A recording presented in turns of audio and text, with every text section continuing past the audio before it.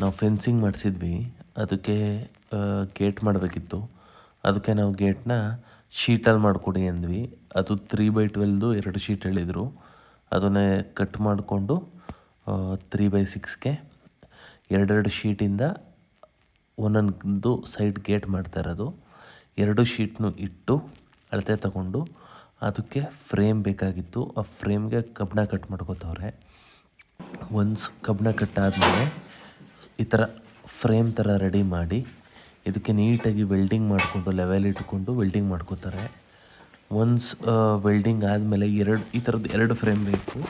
2 frame ready ಮಾಡಿಕೊಂಡು welding ಮಾಡಿ ಅದಾದಮೇಲೆ ಶೀಟ್ ಇಟ್ಟು ಅದ್ರ ಮೇಲೆ ಮಧ್ಯ ಖಾಲಿ ಇರುತ್ತಲ್ಲ ಅಲ್ಲಿಗೂ ಕಬ್ಬಣ ಇಟ್ಟು ಅದಕ್ಕೂ ಸೇರಿಸಿ ನೀವು ನೋಡ್ತಾ ಇರ್ಬೋದಲ್ಲಿ ಸ್ಕ್ರೂನ ಹಾಕ್ತಾಯಿದ್ದಾರೆ ಶೀಟ್ಗೂ ಕಬ್ಬಣಕ್ಕೂ. ಒನ್ಸ್ ಇದು ಕಂಪ್ಲೀಟ್ ಆದಮೇಲೆ 2 ಶೀಟ್ಗೂ ರೆಡಿ ಮಾಡಿ ಇದು 2 ಶೀಟು 2 ಫ್ರೇಮ್ ಮಾಡ್ತಾರೆ. 2 ಫ್ರೇಮ್ಗೂ ಇದೇ ಥರ ಸ್ಕ್ರೂ ಹಾಕಿ ಆ ಶೀಟು ಇದು ಈಚೆ ಬರಬಾರ್ದು ಆ ಥರ ಎಲ್ಲ ಕಡೆಗೂ ಸ್ಕ್ರೂವಿಂಗ್ ಹಾಕಿ 2 ಡೋರ್ನೂ ರೆಡಿ ಮಾಡ್ಕೋತಾ ಇದ್ದಾರೆ. ಒನ್ಸ್ ಫ್ರೇಮ್ ರೆಡಿ ಆದ ತಕ್ಷಣ ನೀವು ನೋಡ್ತಾ ಇರ್ಬೋದು ಇಲ್ಲಿ ಸ್ಕ್ರೂವಿಂಗ್ ನಡೀತಾ ಇದೆ. ಮತ್ತು ಇಲ್ಲಿ ಪ್ಯಾರಲಲ್ಲಿ 2 ಗುಂಡಿ ರೆಡಿ ಮಾಡಿ ಇಟ್ಕೊಂಡಿದ್ದೀವಿ. 2.5 ಫೀಟ್ 2.5 ಫೀಟು ಆ ಪೋಲ್ ಜೊತೆ ಆ ಗೇಟ್ನ ಡೋರ್ನ ಸಾರ್ಟ್ರ್ ಮಾಡಿರೋದನ್ನ ಡೈರೆಕ್ಟು ತೊಗೊಂಬಂದು ಆ ಗುಂಡಿ ಒಳಗಡೆ ಹಾಕಿ ಲೆವೆಲ್ ಇಟ್ಟು ನಿಲ್ಲಿಸುವಂಥದ್ದು with support of wooden stick ಸಪೋರ್ಟಿಂದ ನಿಲ್ಸೋಕ್ಕೆ ಪ್ಲ್ಯಾನ್ ಮಾಡಿದ್ದೀವಿ. ಈಗ ನೋಡ್ತಿರ್ಬೋದು ಅವರು ಎಡ್ಜಸ್ನೆಲ್ಲ ಗ್ರೈಂಡ್ ಮಾಡ್ತಾ ಇದ್ದಾರೆ, ಶಾರ್ಪ್ ಎಡ್ಜಸ್ ಇರೋದನ್ನ. ಇನ್ನೊಂದು ಈ ಕಡೆ ಪೋಲ್ಗೆ ಅದು ಇದಾಕಿದ್ದಾರೆ.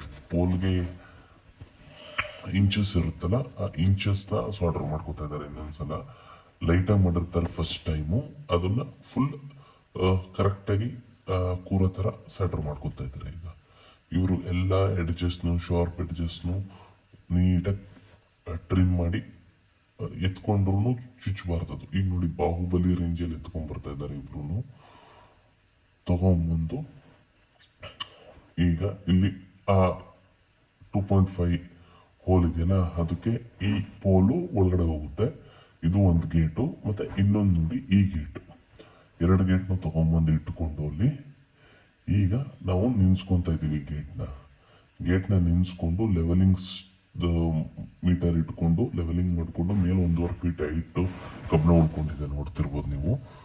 ಅದು ಇನ್ನೊಂದು ಕಬ್ಬಣ ಇಟ್ಟು ಲೆವೆಲಿಂಗ್ ಮಾಡಿಕೊಂಡು ಈಗ ಅದಕ್ಕೆ ಕೆಳಗಡೆ ಕಲ್ಲು ಸಪೋರ್ಟ್ ಕೊಟ್ಟು ಒಂದು ಲೆವೆಲ್ ಮಾಡಿ ಇಟ್ಕೊಂಡು ಆ ಕಡೆ ಈ ಕಡೆ ಒಂದು ಪೋಲ್ ಸಪೋರ್ಟ್ ಕೊಟ್ಟು ಇದಕ್ಕೆ ಕಾಂಕ್ರೀಟ್ ಮಿಕ್ಸ್ ಮಾಡಿ ಒಳಗಡೆ ಹಾಕಿ ಇದನ್ನ ಪ್ಯಾಚಪ್ ಮಾಡಿ. ಇಲ್ಲಿ ನೋಡ್ತಾ ಇರ್ಬೋದು ಕಲ್ಲು ಬಿದ್ದಿದ್ದಿಲ್ಲ, ಇಲ್ಲಿ ಕಲ್ಲು ನೆಟ್ಟಿದ್ವಿ ಆ್ಯಕ್ಚುಲಿ ತಂತಿ ಬೆಲೆದು, ಅದನ್ನು ತೆಗೆದಾಕಿದ್ವಿ. ಈಗ ಮತ್ತೆ ಅದನ್ನು ಮತ್ತೆ ಹಾಕ್ಸ್ಕೊಬೇಕು ಅದನ್ನು, ಏಕೆಂದರೆ ಓಡಾಡೋಕ್ಕೆ ಹಿಂಸೆ ಆಗುತ್ತೆ ಅಂತ ತೆಗ್ಸಾಕಿದ್ದೀವಿ.